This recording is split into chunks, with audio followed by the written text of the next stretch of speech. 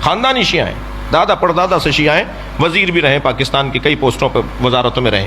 پچھلے دنوں انہوں نے مجھ سے کہا کہ جی میں سجدگاہ نہیں رکھتا، کیونکہ نبی نے خاک پہ سجدہ، کربلا تو نبی کے بعد ہوئی ہے، تو نبی نے پھر خاک پہ سجدہ تو نہیں کیا ہوگا، وہ تو کربلا کے بعد خاک آئی ہے۔ میں نے کہا یہی آپ کی غلط فہمی ہے۔ اور اچھا اس ٹائپ کے جو لوگ ہیں نا، ان کے مزاج میں بولنا ہے، سننا نہیں ہے۔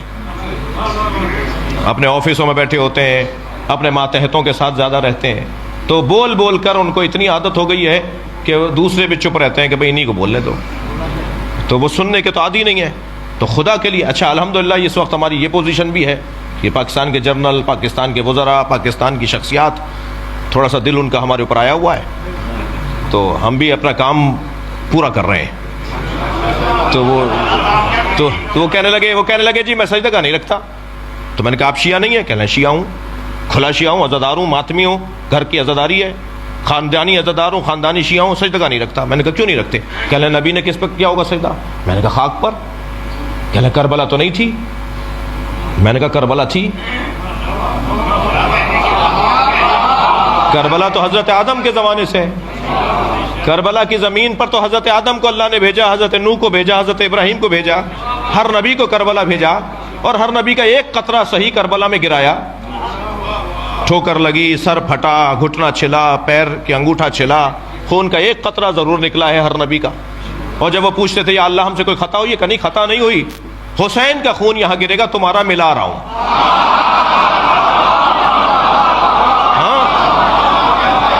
تو پہلی بات تو یہ کلیئر رہے کہ کربلا امام حسین نے ڈھونڈی ہے، کربلا نے حسین کو نہیں ڈھونڈا ہے، کربلا پہلے سے تھی۔ رہ گئی بات خاک پر سر رکھنے کی، تو نبی نے خاک پر سر رکھا۔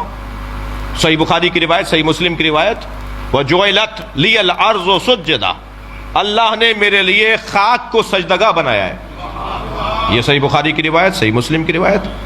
محدث دہلوی تو شرح صحیح بخاری کے اندر حاشیے میں لکھتے ہیں کہ جو شیعہ حضرات ٹکیا بنا کر اس پہ سر رکھتے ہیں نماز میں، سجدے میں، شیعہ حضرات جو مٹی کا ڈھیلا رکھتے ہیں، یہ نبی کی سنت پہ عمل کرتے ہیں۔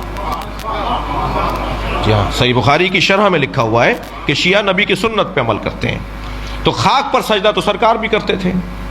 پھر میں نے ان کو ایک مولا علی کا فرمان سنا دیا، جس کے بعد ان کا پیغام آیا کہ جی اب کلیئر ہو گیا اور اب میں سجدگاہ رکھا کروں گا۔ وہ یہ کہ مولا علی سے پوچھا گیا یا علی، ہر رکعت میں قیام ایک ہے، رکوع ایک ہے، سجدے دو کیوں ہیں؟ فلسفہ احکام، مولا سجدے دو کیوں ہیں؟ تو مولا نے قرآن کی آیت پڑھی کہ سجدے دو اس لیے ہیں کہ جب تم پہلا سر سجدے میں رکھتے ہو، پہلے سجدے کے لیے سر رکھتے ہو خاک پر، تو قرآن پکار کر کہتا ہے منہا خلقناکم، تم اسی مٹی سے بنے ہو۔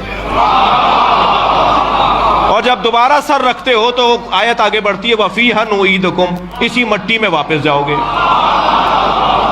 تو پہلا سجدہ تمہاری ولادت کی یاد دلاتا ہے، دوسرا سجدہ تمہاری موت کی یاد دلاتا ہے، اور دونوں سجدوں کے درمیان مختصر سا قیام ہے جسے زندگی کہا جاتا ہے۔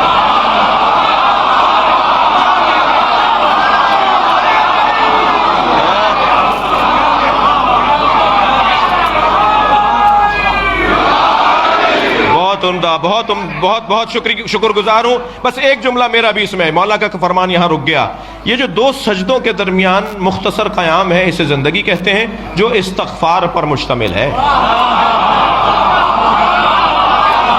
صلوات پڑھیں گے محمد و آل محمد پر۔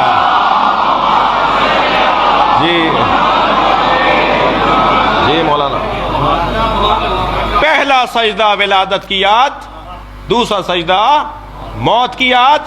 خاک پر سر رکھو گے تو یاد آئے گا مٹی سے بنے ہو۔